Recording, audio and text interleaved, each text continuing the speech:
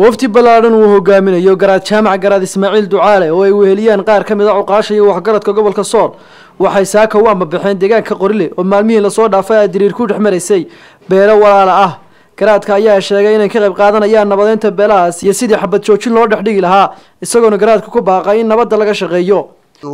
u direynaa koog baaq nabadeed iyo dhaganugaansho labada dhinac ay u dhaganuglaadaan cidii nabadda danaynaysa waxaanu kala ku baaqaynaa xabad joojin inta haddaan ka gudbo dhibaatadani waa dhibaato 16 sanadood socotay maantana waxay maraysaa meel xaasxaasiya labada beelood ee Cumar Maxamuud iyo Bahar Same waxay ka kala dhasheen beelaha Saciid Harti iyo Maxamed Harti cid walba waa la yaqaanaa cidda xarigeeda ee budligaha u ah ee qabashadeeda waxaan ugu baaqayaa beesha Maxamed Harti cid ee la qabashada Cumar Maxamuud ee dhexdhexaad ka noqon karta inay fadhiga uga kacaan sidoo kale waxaan ugu baaqayaa beesha Saciid Harti ee qabashada beesha Bahar Same leh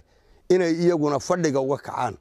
oo ay la isugu yimaado meeshii dhibaatadu ay ka dhacday saddexda maamulka dawlad degaanka Itoobiya oo deegaanka xukuma iyo maamulka Puntland iyo maamulka Somaliland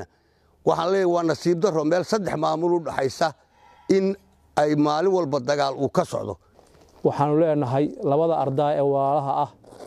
ee naga dhashay ee aan sina u kala maarmayn colaada inta badan soo socotay ee aanu muddada badan ka qayb galnay ee aanu tiraba 4 jeer xaajada soo afjarnay wax ilaahay horta qoray weey inay soo noqnoqoto waxaanu aad iyo aad uga xunnahay dibka soo noqday labada qoys ee walaalaha ee Bahar Same Cumar Maxamed ku soo noqnoqday dagaalada socda aad baan uga xunnahay intii dhimatayna ilaahay ha u naxariisto inta dhaawacatana ilaahay caafiyo maanta beeshu way baxaysaa waxaanu tegaynaa hadii alla ilmo Qorilay waxaanu uga gudbi doonaa Magaclay labada reerba waa la hadalay salaadiintooda waa la hadalay dad fara badan oo ka soo jeeda beelaweynta Hartina insha Allah waa imaan doonaan waxa weeye Soomaalidu waxa taa geel duq baa loo hojaa annaga ugu horeeyna annaga xaajada isu dhigayna ummadda inta kale waxaanu suganaa inay naga daba timaado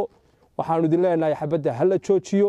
waynu soo imaanaynaa waa wada hadlaynaa labada daraf waa u gudbaynaa dhaqankii waxgaradkiina waxa weeye waa la hadalay maamulada waxaan leeyahay waxna waa dhaqan waxna waa siyaasad weey wixii siyaasada waad wadaan wixii dhaqana dadka dhaqanka in lagu taageero oo lagu daba istaago oo nabadgelyadu hadii ay xumaato maamul jiri maayo iyana waxaan leeyahay hala soo taageero Mukhtaar Cabdi Jaamac warka warbaahinta SBC laas caanab